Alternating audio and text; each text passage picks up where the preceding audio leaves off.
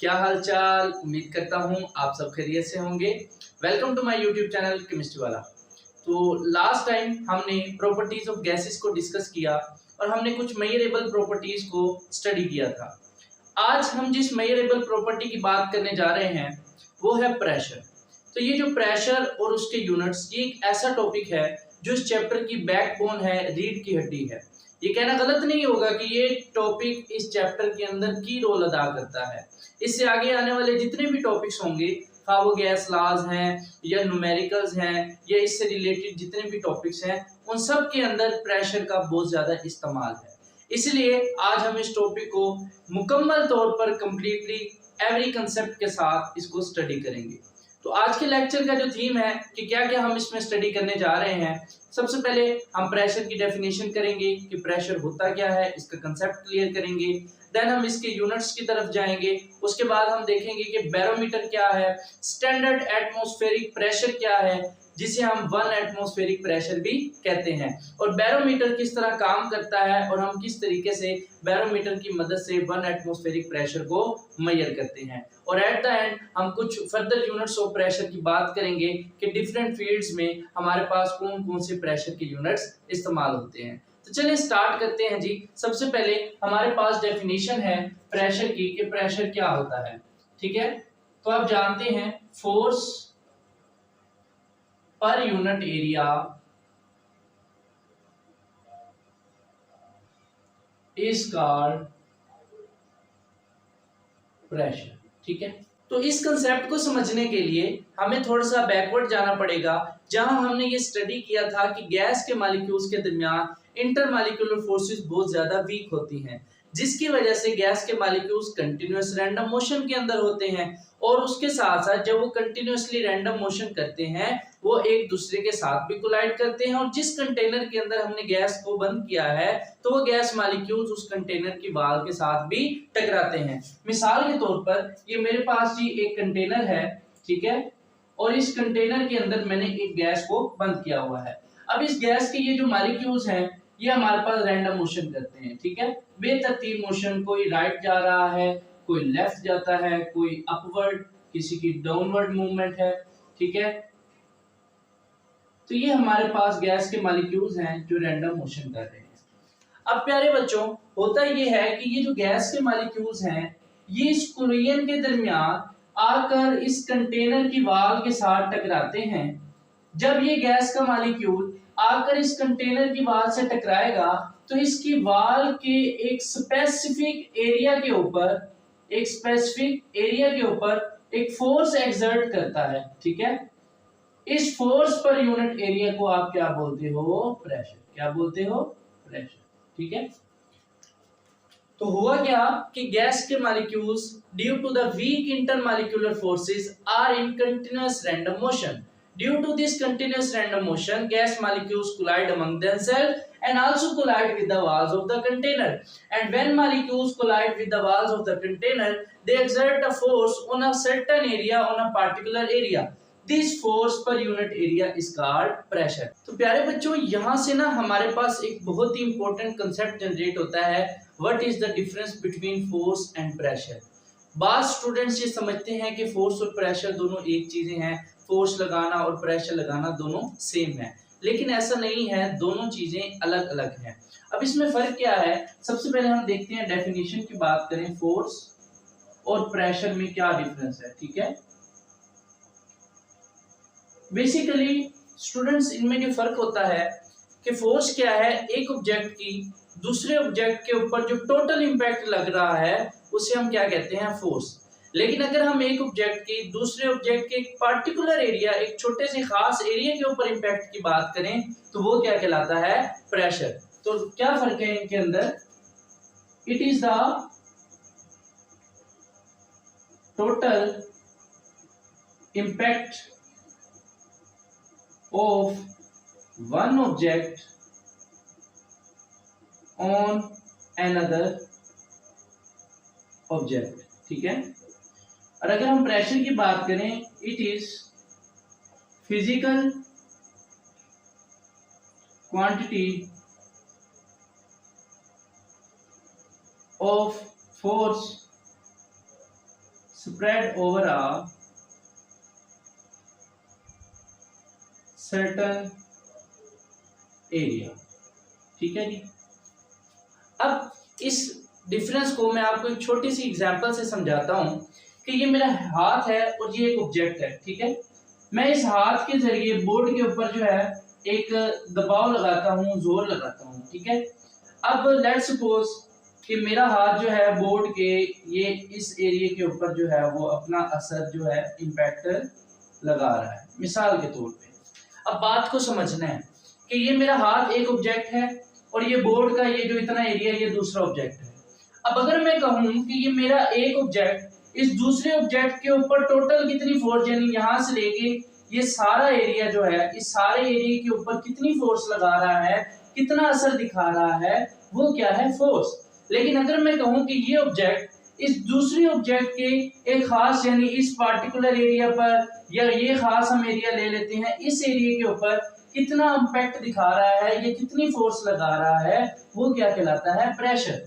मैं again repeat करता हूं कि फोर्स क्या है, एक ऑब्जेक्ट की दूसरे ऑब्जेक्ट के ऊपर टोटल इंपैक्ट। यानी मेरा हाथ इस बोर्ड के, ये जो हाथ बना हुआ है ये दूसरा ऑब्जेक्ट है, लेट्स सपोज ये बोर्ड वाला, तो इसके ऊपर मुकम्मल, यानी अगर हम मुकम्मल की बात करें तो इसके ऊपर जो पूरा इंपैक्ट होगा उसे हम क्या कहते हैं, फोर्स। लेकिन अगर मैं एक ऑब्जेक्ट की दूसरे ऑब्जेक्ट के खास एरिया पे, यानी अगर इस एरिया ले लेता हूं या ये पार्टिकुलर एरिया या यहाँ पे कोई एरिया बना लेता हूं, तो मेरा ये पूरा ऑब्जेक्ट दूसरे ऑब्जेक्ट के एक पार्टिकुलर एरिया के ऊपर जो फोर्स लगाता है वो क्या कहलाती है, प्रेशर। तो ये मेन डिफरेंस है दोनों के दरमियान कि फोर्स और प्रेशर में क्या डिफरेंस है। सेम इसी तरीके से जब गैस के molecules due to their random collisions, random motion, जब ये कंटेनर की वॉल से टकराते हैं तो एक खास पार्टिकुलर एरिया के ऊपर फोर्स एक्सर्ट करते हैं। This force per unit area is called pressure. I hope आपको प्रेशर की डेफिनेशन समझ आ गई होगी। नेक्स्ट चलते हैं हम इसके यूनिट्स की तरफ। ठीक है, तो हमारे पास जो प्रेशर का फार्मूला है वो है जी फोर्स ओवर एरिया। फोर्स का ऐसा यूनिट होता है न्यूटन, एरिया का यूनिट होता है मीटर स्क्वायर। तो ये हमारे पास न्यूटन पर मीटर स्क्वायर जो है प्रेशर का यूनिट आ जाता है। अब एमसीक्यूज के लिए एग्जामिनर इस यूनिट्स को चेंज कर सकता है, कन्वर्जन कर सकता है। किस तरीके से, आप जानते हैं फोर्स का जो फार्मूला होता है वो है ma, ठीक है, मास मल्टीप्लाई बाय एक्सेलरेशन।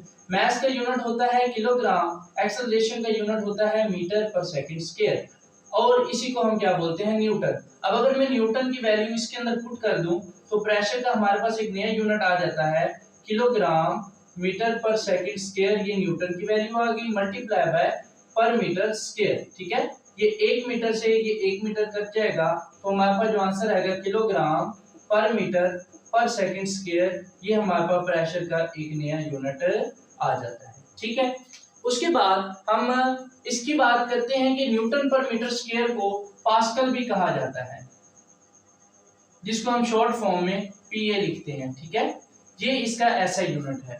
अब ये कहां से आया, तो प्यारे बच्चों ब्लेजे पास्कल एक साइंटिस्ट थे। उन्होंने हाइड्रोस्टैटिक्स, हाइड्रोडायनेमिक्स और बैरोमीटर को लेकर बहुत सारे उन्होंने एक्सपेरिमेंट किए थे और बहुत ज्यादा कंट्रीब्यूशंस की थी, जिसकी वजह से जो हमारी वेट्स और मेयर पे 14 जनरल कॉन्फ्रेंस हुई और उसके अंदर न्यूटन पर मीटर स्क्वायर के लिए उन्होंने जो पास्कल एक ऐसा यूनिट के तौर पर अडॉप्ट कर लिया। ब्लेजे पास्कल की कंट्रीब्यूशंस की वजह से उनके नाम पर हमने न्यूटन पर मीटर स्क्वायर को जो है वो पास्कल का नाम दिया। ठीक है, तो प्रेशर का एक नया यूनिट भी है न्यूटन पर मीटर स्क्वायर, जिसे हम क्या बोलते हैं, पास्कल। तो ये इसके मेन यूनिट्स हैं। ठीक है, नेक्स्ट स्टूडेंट्स हम बात करते हैं कि what is standard atmospheric pressure, या जिसे हम ये कहते हैं कि 1 एटमॉस्फेरिक प्रेशर क्या है। तो हम इसके थोड़ी सी हिस्ट्री देखते हैं कि एक्चुअली हमें इसकी ज़रूरत क्यों पेश आई। तो बच्चों ऐसा है कि जब भी हमने किसी चीज़ को मेजर करना होता है हमें उसके लिए कोई ना कोई रेफरेंस या स्टैंडर्ड चाहिए होता है। मिसाल देता हूँ आपको कि आप किराना स्टोर पे जाते हो, उसे कह देते हो कि 2 किलो चीनी दे दो। वो क्या करता है, तराजू के एक पलड़े में 2 किलो का वट्टा रखेगा और दूसरे पलड़े में वो चीनी को तोलना स्टार्ट कर देता है। और जब दोनों तराजू के दोनों पलड़े हैं वो एक लेवल पे हो जाते हैं, बराबर हो जाते हैं, तो वो आपको कहता है कि ये आपकी 2 किलो चीनी है। अब इसमें उसने किया क्या कि एक चीज को मेजर करने के लिए उसने एक रेफरेंस या स्टैंडर्ड का इस्तेमाल किया। मतलब जो ये लोहे के वजन बने हुए हैं 1 किलोग्राम का, 2 किलोग्राम का, 5 किलोग्राम का, ये अब स्टैंडर्ड के तौर पे काम कर रहे हैं। एक पलड़े में आप इनको रखोगे और इसके रेफरेंस से आप दूसरे पलड़े में बेशक चीनी है, नमक है या घी है, इन चीजों को आप क्या कर सकते हो, मेजर कर सकते हो।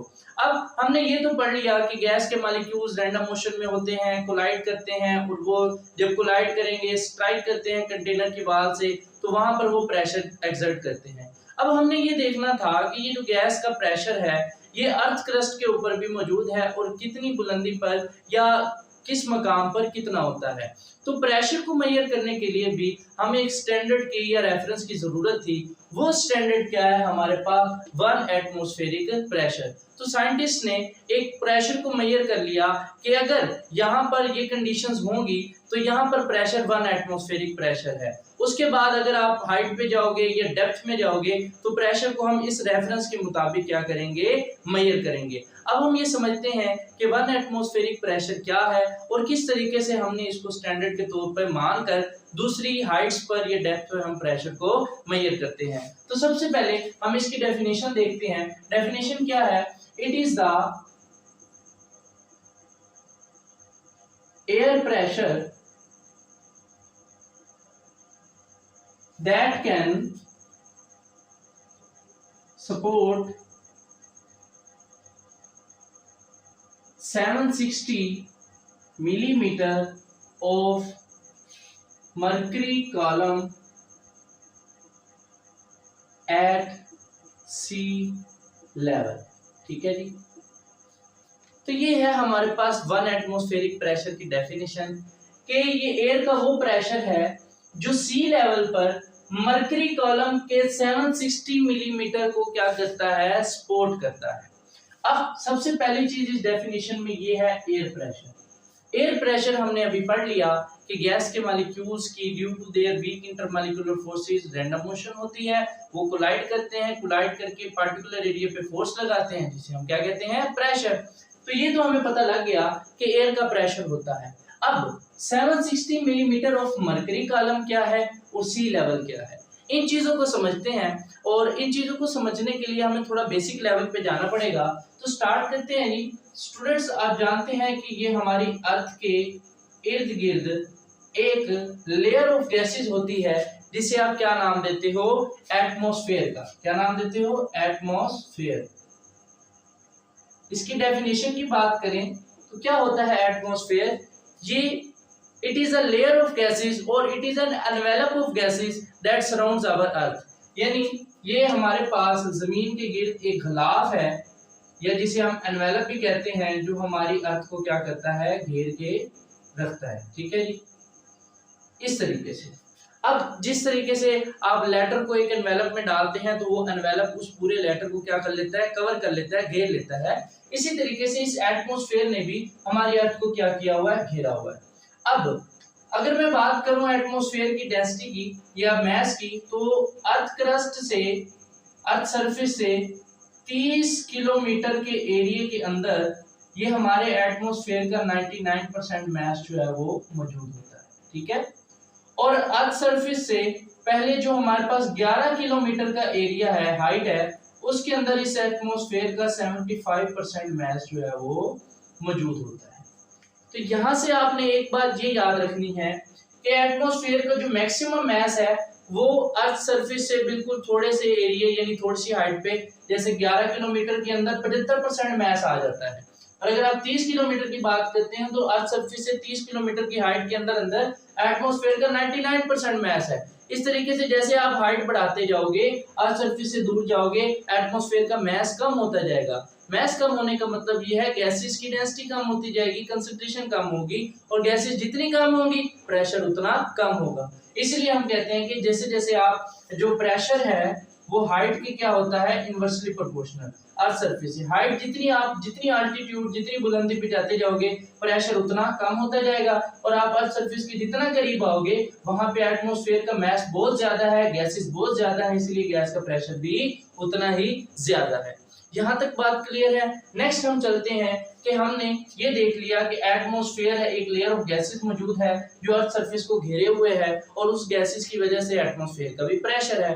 अब हमने इस एटमॉस्फेरिक प्रेशर को क्या करना है, मेजर। तो इसको मेजर करने के लिए जो हमारे पास इंस्ट्रूमेंट यूज होता है उसे हम क्या कहते हैं, बैरोमीटर। ठीक है, बैरोमीटर की अगर डेफिनेशन की बात करें तो it is an instrument that is used to measure air pressure, कि हवा के प्रेशर को मेजर करने के लिए जो इंस्ट्रूमेंट इस्तेमाल होता है उसे हम क्या कहते हैं, बैरोमीटर। क्लियर है।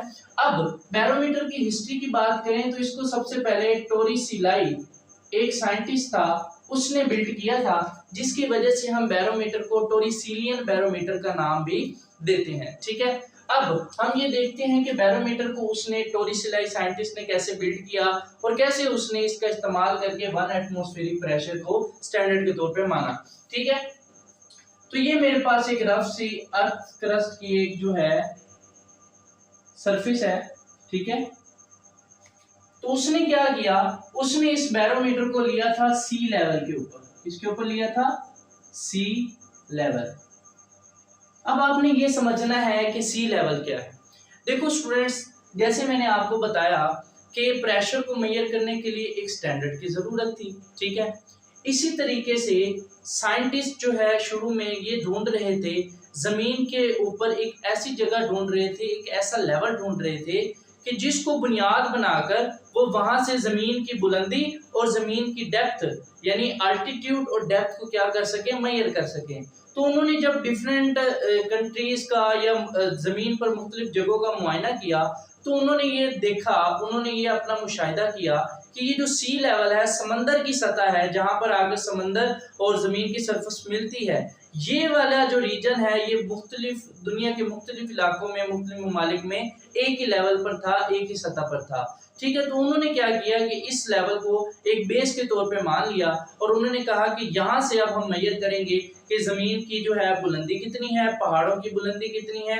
ठीक है ना, हम कहते हैं ना कि सतह जमीन से इस पहाड़ की बुलंदी इतनी है, तो वो एक्चुअली क्या है, सी लेवल। वो एक बेस है, यहाँ से हम बताते हैं कि जमीन के ऊपर अगर कोई जो है जो क्या कहते हैं बॉडी है या ऑब्जेक्ट है, माउंटेन है या कोई बिल्डिंग है, उसकी हाइट उसको हम क्या करेंगे, सी लेवल से मेजर करते हैं। और इसी तरीके से अगर हम जमीन की गहराई को भी मेजर करते हैं, वो किससे मेजर करते हैं, उसी सी लेवल से, कि सी लेवल से इसकी जो गहराई है, डेप्थ है, वो इतनी ज्यादा है।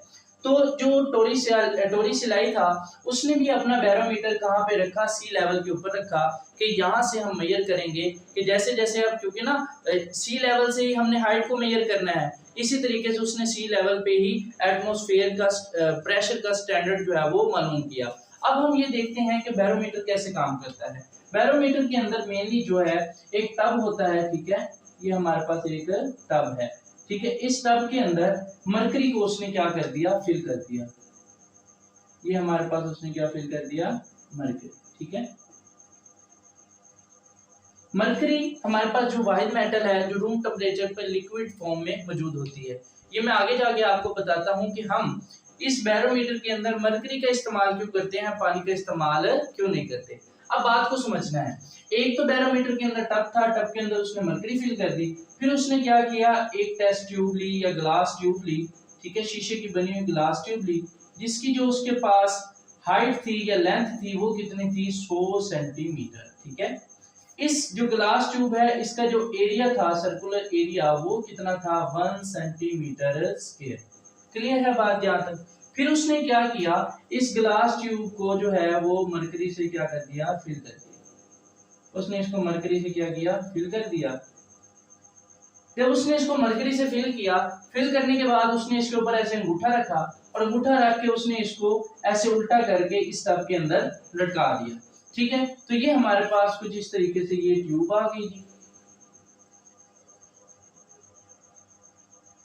ठीक है, अब इस ट्यूब के ऊपर जो है ना स्केल्स बने हुए थे, जिससे वो इस 100 सेंटीमीटर की जो हाइट को है वो हमें मेजर करते हैं। ठीक है, अब जब उसने इसको यहाँ पे उल्टा किया तो ये इसके अंदर क्या भरा हुआ था, मरकरी।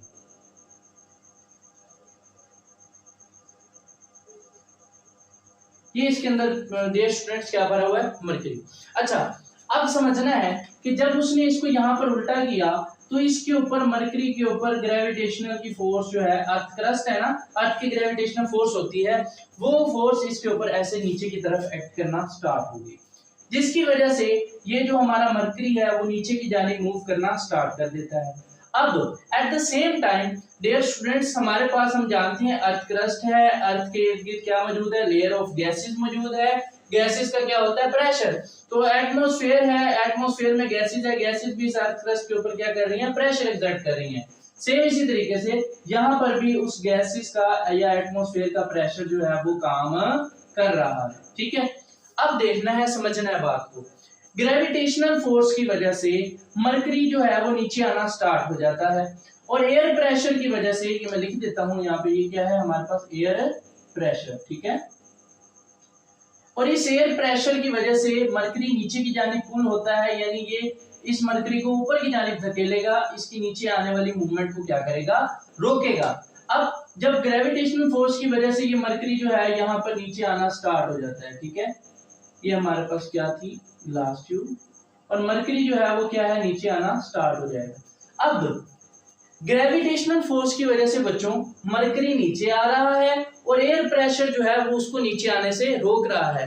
तो इस तमाम प्रोसेस के दरमियान एक पॉइंट ऐसा आया जहां पर एयर प्रेशर इतना आ गया कि उसने ग्रेविटेशनल फोर्स के ऊपर ओवरकम कर लिया, यानी मरकरी को मजीद नीचे नहीं आने दिया, यानी मरकरी ने नीचे आने वाली अपनी मूवमेंट को क्या कर दिया, बंद। तो जब उसने वो पॉइंट देखा, वो पॉइंट था उस पर 76 सेंटीमीटर, ठीक है। अब आप जानते हो कि 1 सेंटीमीटर के अंदर 10 मिलीमीटर होते हैं, क्लियर है बात। अब अगर मैं 76 सेंटीमीटर में मिलीमीटर निकालूं तो 10 multiply by 76 is equal to 760 millimeter. अब हम अपनी डेफिनेशन को, अब तो हम 76 सेंटीमीटर को क्या लिख सकते हैं, 760 मिलीमीटर। अब प्यारे बच्चों समझना है कि ये जो एयर का प्रेशर है, जो सी लेवल पर मरकरी कॉलम के 760 मिलीमीटर ऑफ मरकरी कॉलम को क्या कर रहा है, सपोर्ट कर रहा है। यहां से ये एयर प्रेशर इसको क्या कर रहा है, सपोर्ट कर रहा है, ठीक है, इसको नीचे नहीं आने दे रहा। तो ये जो एयर प्रेशर सी लेवल के ऊपर 760 मिलीमीटर ऑफ मरकरी कॉलम को सपोर्ट कर रहा है, इसे आप क्या बोलते हो, 1 एटमॉस्फेरिक प्रेशर, ठीक है। मैं अगेन रिपीट कर रहा हूं, ग्रेविटेशनल फोर्स की वजह से मरकरी नीचे आना स्टार्ट होता है, एयर प्रेशर जो है यहां पर जनरेट हो रहा है एटमॉस्फेयर की वजह से। अब एयर प्रेशर इसको यहां से क्या करेगा, सपोर्ट करेगा, मरकरी को नीचे आने से रोकेगा। तो एक पॉइंट ऐसा आ जाता है जहां पर मरकरी मजीद नीचे मूव करना बंद कर देता है, वो पॉइंट था 76 सेंटीमीटर, जो 760 मिलीमीटर के इक्वल होता है। तो यहां पर उसने ये देखा, उसने स्टैंडर्ड बना लिया कि एयर का वो प्रेशर जो सी लेवल के ऊपर 760 मिलीमीटर ऑफ मरकरी कॉलम को सपोर्ट कर सकता है, उसे आप क्या बोलते हो, 1 एटमॉस्फेरिक प्रेशर। अब यहां से हम एक इसकी दूसरी डेफिनेशन भी निकाल सकते हैं। आप जानते हो कि इसका जो एरिया था वो कितना है, 1 सेंटीमीटर स्क्वायर, ठीक है। अब इस 1 सेंटीमीटर स्क्वायर एरिया के ऊपर ये जो 76 सेंटीमीटर का मरकरी कॉलम है, ये जितनी फोर्स लगा रहा है उसे भी आप क्या बोलते हो, 1 एटमॉस्फेरिक प्रेशर, ठीक है। तो ये मैं डेफिनेशन लिख देता हूं, the force exerted by 76 centimeter mercury column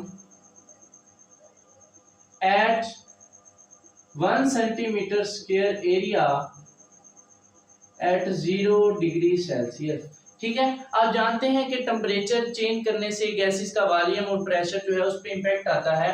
तो हमने स्टैंडर्ड कंडीशन रखी, टेम्परेचर को क्या रखा, 0 डिग्री सेल्सियस पे।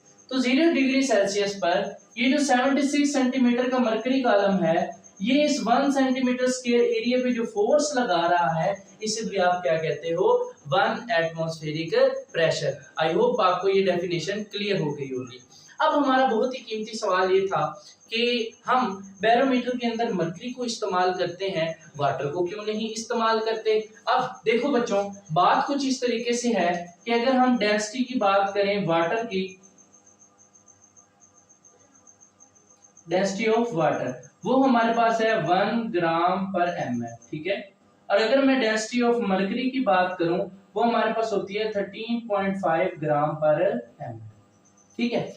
अब पहली रीजन ये है कि मरकरी जो है एक डेंसर लिक्विड है, भारी लिक्विड है, और वाटर जो है वो लेस डेंसर है। अब अगर आप मरकरी की जगह वाटर इस्तेमाल करोगे तो आपको ये जो ग्लास ट्यूब है वो 13.5 टाइम्स क्या लेनी पड़ेगी, लॉन्गर।